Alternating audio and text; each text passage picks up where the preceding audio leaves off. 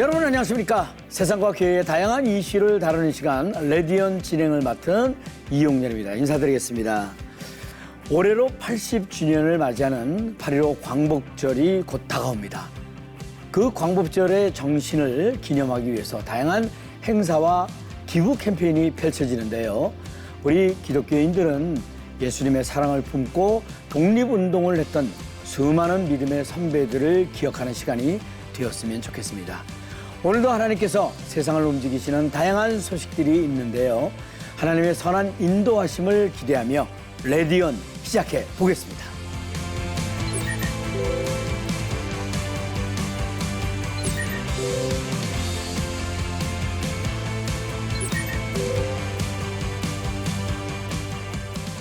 한 주간의 교육의 뉴스 중에서 가장 핫한 이슈를 골라서 깊숙이 파고들어서 집중보다는 이슈엔 포커스.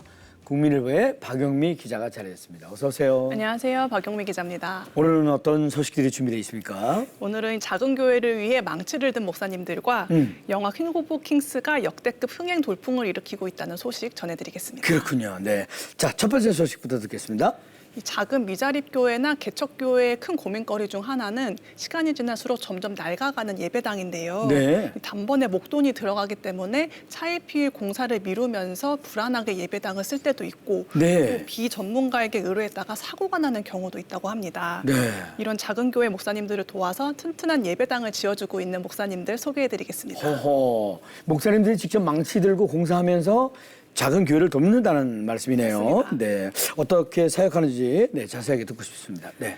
2019년 설립된 목자재단은 지금까지 89교회의 리모델링을 도왔는데요. 와. 처음엔 교회 강단을 수리하는 단체로 시작을 했는데 네. 작은 교회를 방문을 하다 보니까 그들의 딱한 사정을 모른 채 할 수가 없어서 점점 사역이 확대됐습니다. 네. 그래서 지금은 방수 처리나 페인트 칠, LED 전등 교체 등 공사 내역이 점점 늘어났습니다. 네네. 최근에는 화재로 큰 피해를 입은 경기도 올바른 교회를 도왔는데요. 네. 이 올바른 교회는 예배당 지붕 수리가 필요한데 수리비가 없어서 비전문가에게 맡겼다가 사고를 크게 당했습니다. 네. 피해 복구에 필요한 비용이 1억 3천만 원이나 돼서 네. 작은 교회가 감당하기엔 너무나 큰 수치였는데 음. 이 소식을 들은 목자재단이 찾아와서 바닥 공사를 무료로 해줬습니다. 네네. 이 목자재단 봉사자들은 모두 작은 교회 목회자들로 재능 기부를 하고 있는 건데 누구보다 이 작은 교회의 간절함을 잘 알고 있기 때문에 기도하는 마음으로 작은 교회를 돕고 있습니다. 네. 작은 교회들이 서로에게 힘이 된다는 사실이 참 이제 귀하게 맞습니다. 느껴집니다. 작은 교회를 위해서 예배당을 새로 지어주는 단체도 있다고 들었습니다. 맞습니다.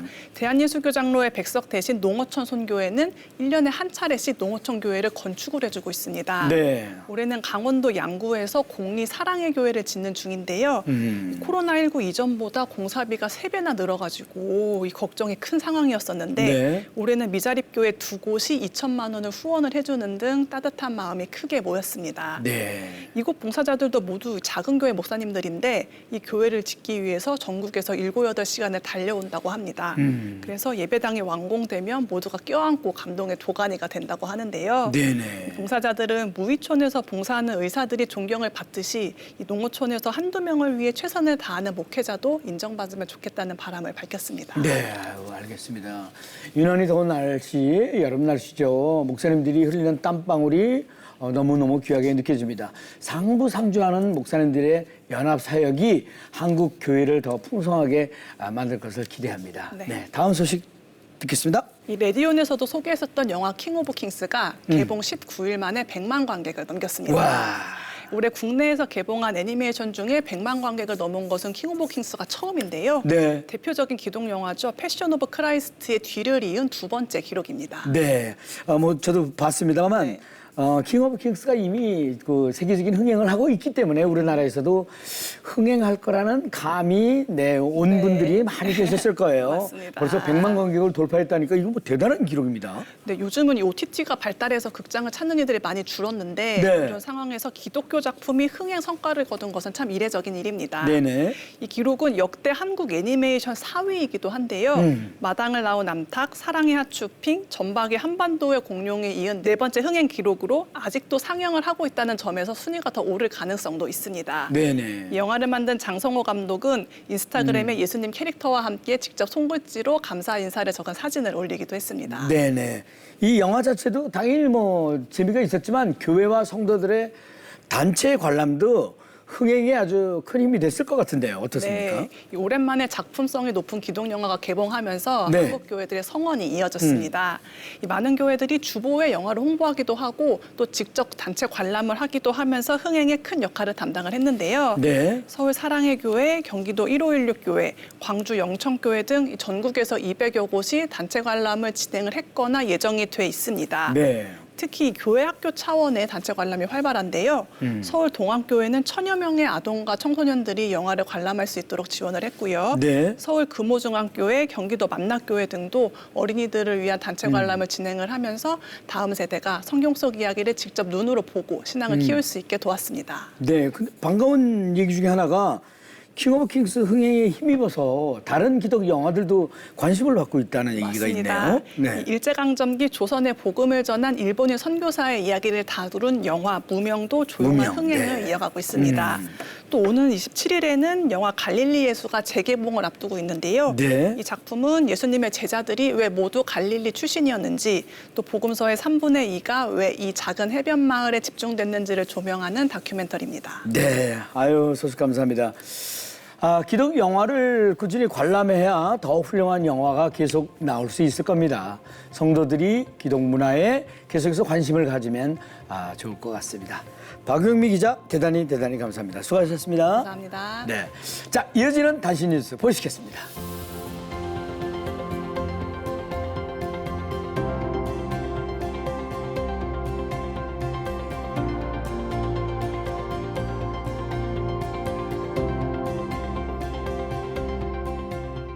전 세계 교회와 선교지 소식을 발빠르게 전해드리는 월드 뉴스입니다. 오늘 두 가지 뉴스는 시리아에서 종파 간 갈등으로 유혈 사태가 발생했다는 끔찍한 소식과 캄보디아에서 불교 사찰을 떠난 승려가 200여 개 교회를 세운 목사가 됐다는 감동적인 간증입니다. 한쪽에서는 대학살이 이루어지는 이 순간에도 또 어딘가에서는 복음의 기적이 끊임없이 일어나고 있다는 건데요. 이런 세계 교회의 다양한 모습들을 정은지 리포터가 전해드리겠습니다.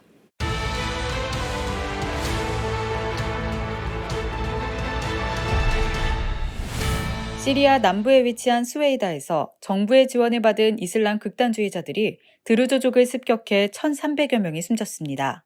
이슬람 극단주의자들은 온 가족을 몰살하고 병원까지 난입했습니다. 생존자들은 10월 7일 공격에 비할 만한 대학살이라고 증언했습니다. 공격 대상은 드루조족만이 아니었습니다. 스웨이다 굴셰퍼트 복음교회의 칼레드 메자에르 목사는 가족 19명과 함께 살해당했습니다. 사건이 일어나기 며칠 전에 찍은 이 사진은 마지막 가족 사진이 됐습니다. They killed a 3-month-old baby in cold blood. They killed about 100 doctors, nurses, patients, just slaughtered them in the hospital. That's the government who did that. 이스라엘은 이에 대응해 시리아 정부 지원 세력을 공습하고 드루즈 지역의 병원에 장비와 용품을 공수하는 등 의료 지원 임무를 수행했습니다. 전문가들은 이스라엘이 강력한 경고의 메시지를 보낸 것이라고 분석했습니다. We're not doing a favor here to the Druze. Yes, we have a blood covenant with them and we're doing the right thing, the Jewish thing. We're doing the humane thing of protecting our allies and innocent people.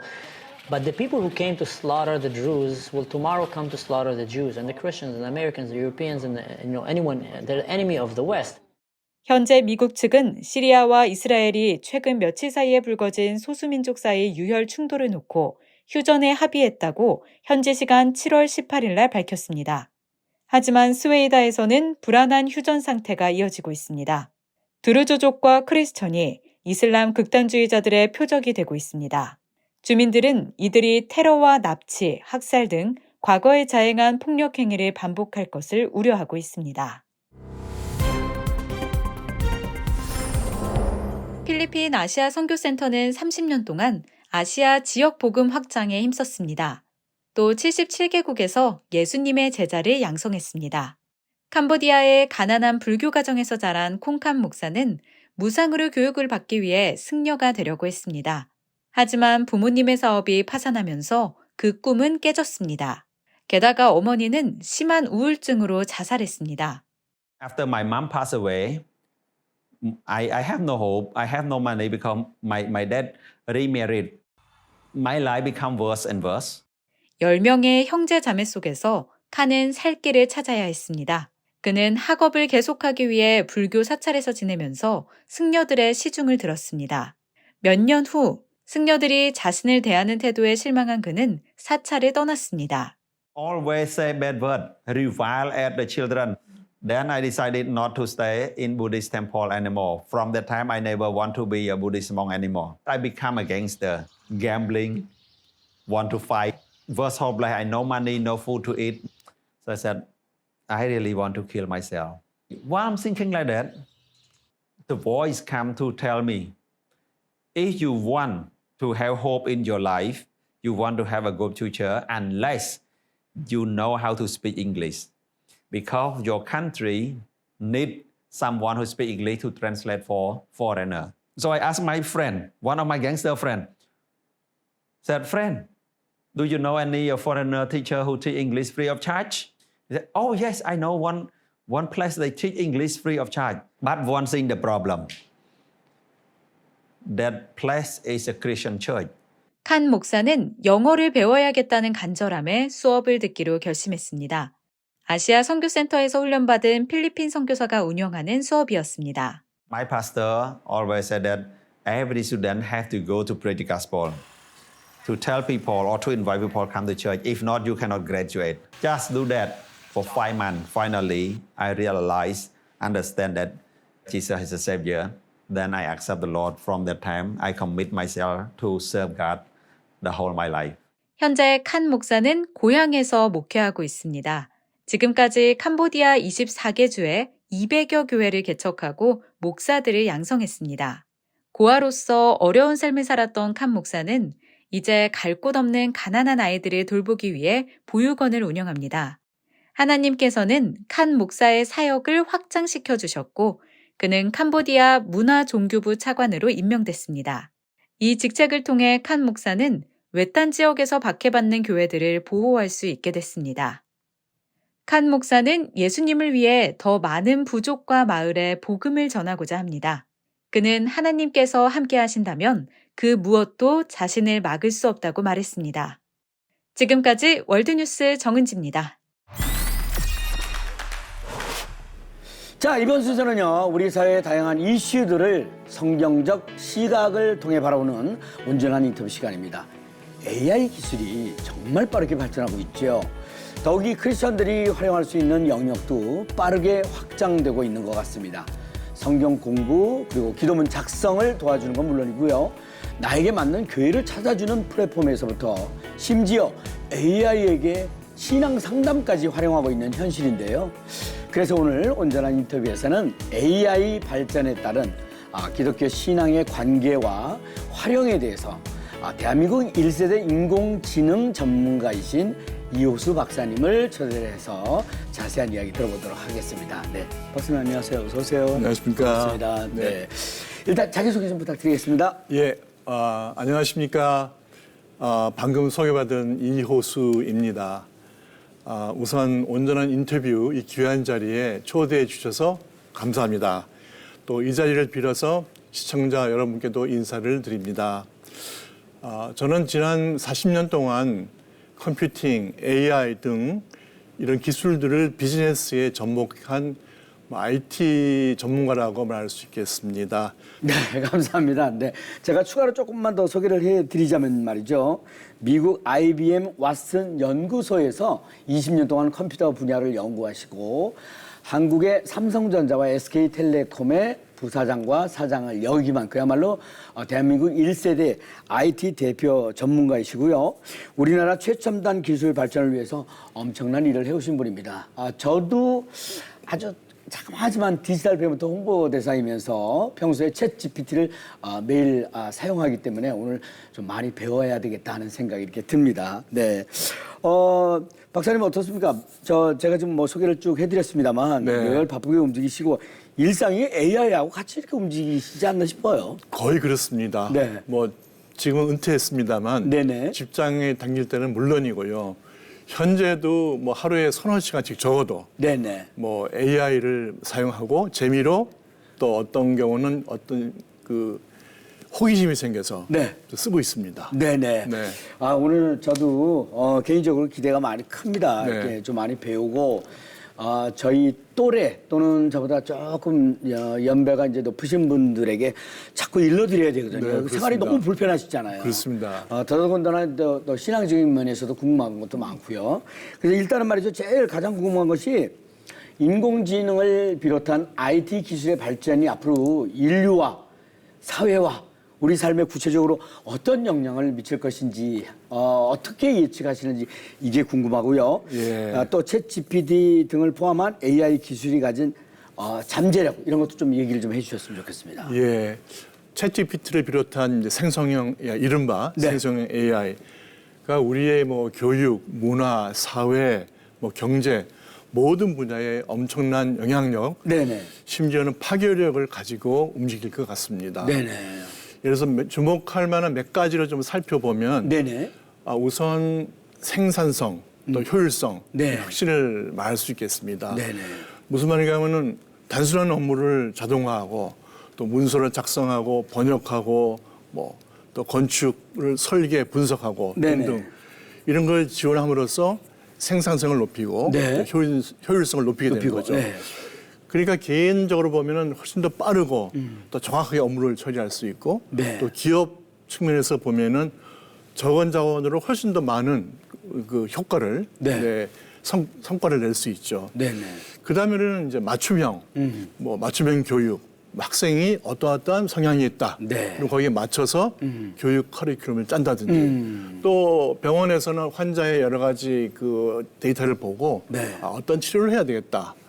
또 이 환자한테는 이런 약이 맞겠다. 그래서 신약 뭐 개발 등에도 많이 사용할 수 있죠. 네네. 그래서 그런 이제 맞춤형 일이 있을 거고 대부분 이제 반복 노동은 없어질 거고 또 AI가 잘 할 수 있는 그런 조합들은 점점 이렇게 없어지겠죠. 네네. 그래서 이제 뉴스에 의하면은 그 미국의 이제 서부의 빅테크, 뭐 실리콘밸리 거기 보면은 이제 감원 계획을 많이 발표를 하고 있습니다. 예를 들면은 마이크로소프트가 2달 전에 6,000명 감원을 했고요. 네. 얼마 안 됐죠. 한 9,000명 또 감원하겠다고. 네. 이게 이제 다 AI에 의해서 촉발된 그런 효과라고 말할 수 있습니다. 그런데 꼭 그 일자리가 없어지는 것뿐만은 아니고 새로운 일자리가 생기죠. 네. 그래서 뭐 데이터 분석가, 또 AI 트레이너, 네네. 그다음에 뭐 AI 윤리 설계자 등등. 그다음에 이제 또 하나 현상은 디지털 격차가 심해질 거다. 그래서 AI를 활용할 수 있는 사람과 네. 못하는 사람. 못하는 사람. 아. 네. 근데 그거는 개인의 경쟁력뿐만 아니라 뭐 국가 간의 기술, 심지어는 이제 경제적 격차로도 이어지지 않겠습니까? 네. 그리고 기술의 이런 접근성, 그다음에 교육 수준, 또 인프라가 있냐 없냐, 뭐 이런 거로 인해서 디지털 그 격차가 심해지고 네. 이거는 자칫 이제 사회적 불평등으로 이어질 수 있죠. 네네. 그다음에 이제 마지막으로 AI가 참 좋은데 윤리와 프라이버시 문제가 있습니다. 네. 네네. 그렇겠죠. 예, 그러니까 AI가 사람의 데이터를 학습하고 판단하는 건 좋은데 결과를 보니까 굉장히 편향된 결정을 내렸다. 네. 또 개인 정보가 거기 노출돼 있다. 뭐 이런 거죠.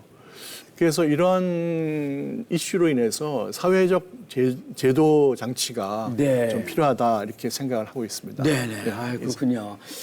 포괄적으로 이렇게 설명을 해주셨는데 그 AI 발전 속도가 뭐 우리의 상상을 초월한다는 얘기도 있거든요. 네.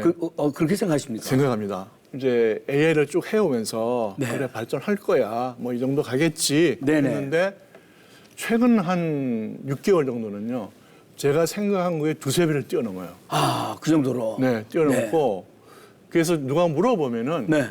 뭐 앞으로 1년 뒤에 어떻게 되겠냐? I don't know. 모르겠다. 상상하기 힘들 정도로. 힘들 정도로요. 네. 실제로 아까 이제 제가 집에 있으면서 많이 써보다 그러지 않았습니까? 네네. 써보니까 한 달 전부터는 뭐 이런 것도 되네. 어허. 하여튼 저희 상상을 초월하는. 네네.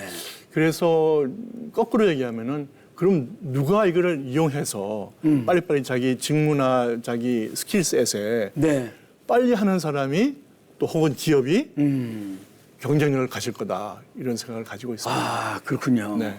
저도 그 AI를 사용하는 데 있어서 이제 무료 버전으로 이제 버틸 수 있는 데까지 버텼어요. 왜냐면 뭐 제가 그렇게 전문가도 아닌데 버틸 때까지 버텨가지고 이제 유료로 전환을 하는데 네, 아, 이 차이가 너무너무 크니까. 그렇습니다. 그리고 어떤 분이 저한테 얘기하는 게 뭐냐면 당신은 전 세계에서 가장 똑똑한 놈을 비서로 쓴 거다. 그렇습니다. 공감하십니까? 예, 100분 공감. 아, 그러시군요. 네. 네.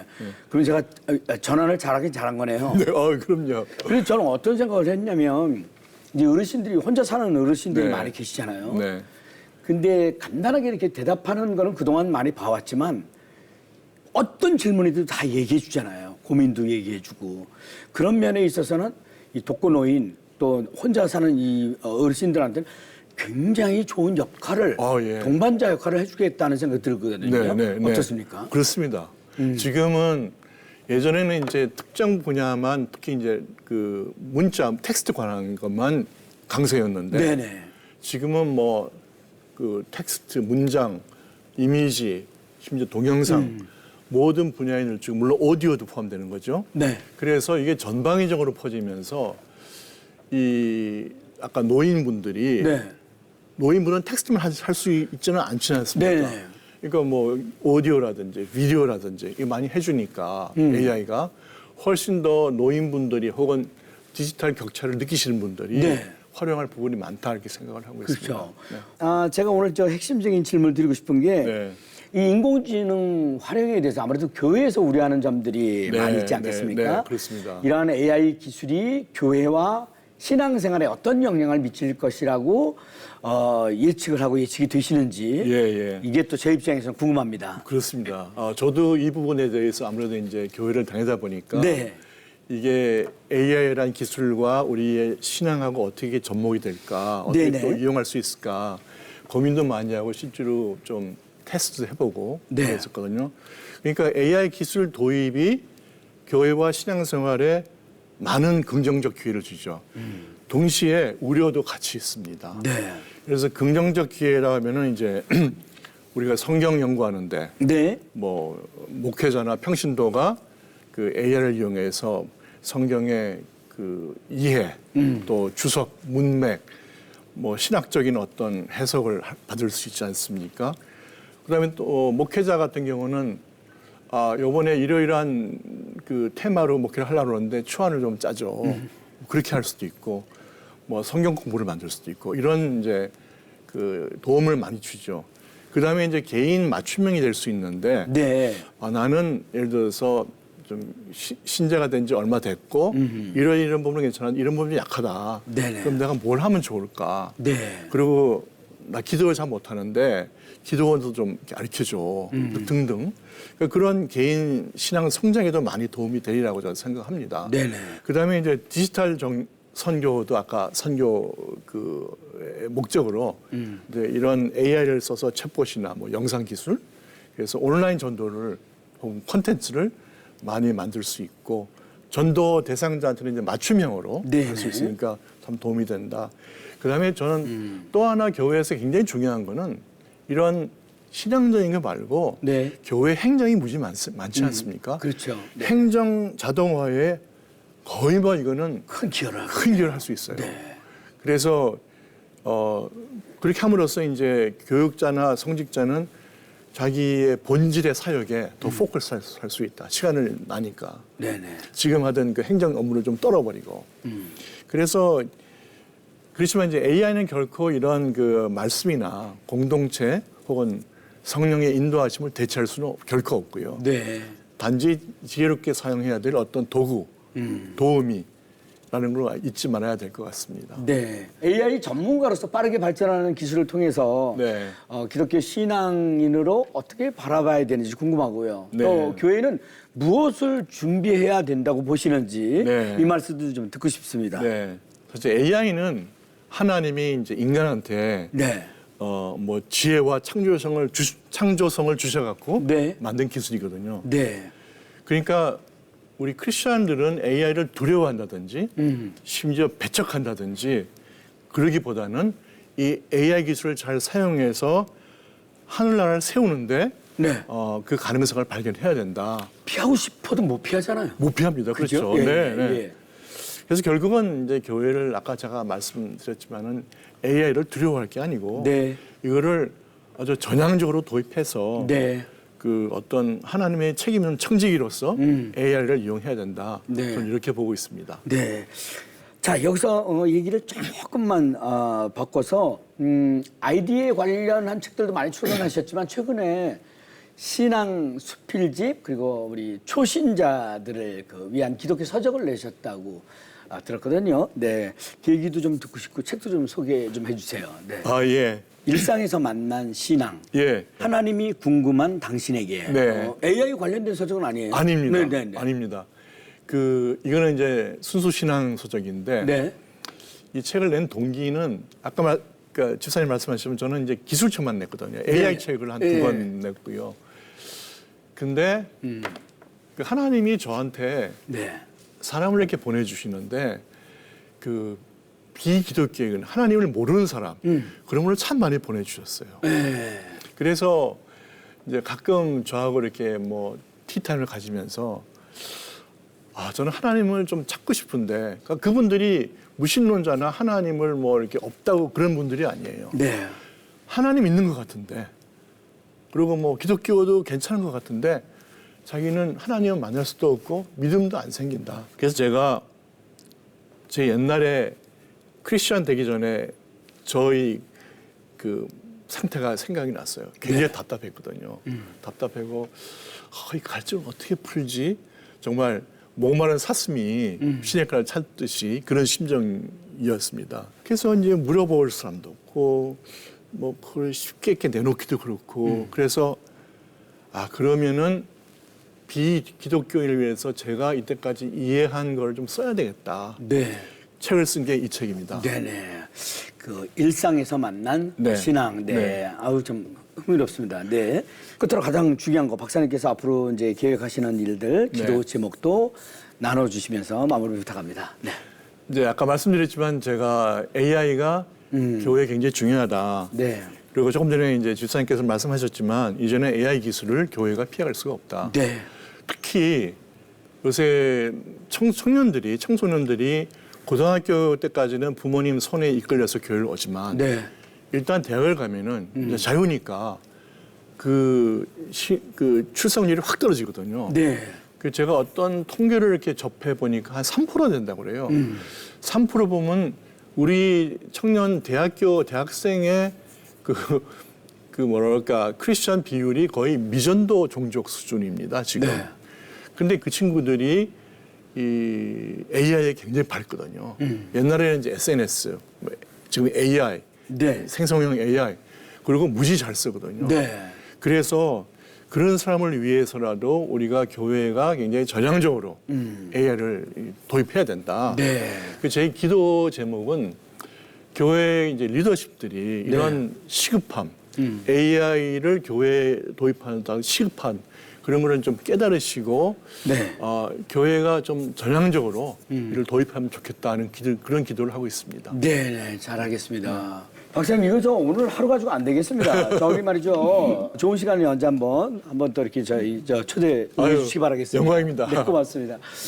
하나님이 주신 인공지능 기술 등을 지혜롭게 사용하고 하나님 나라 확정에 어떻게 도움될 수 있을지 함께 기도하며 나아가는 것이 중요한 것 같습니다. 오늘 귀한 말씀 전해주셨습니다. 이호수 박사님, 대단히 감사합니다. 고맙습니다. 네, 감사합니다.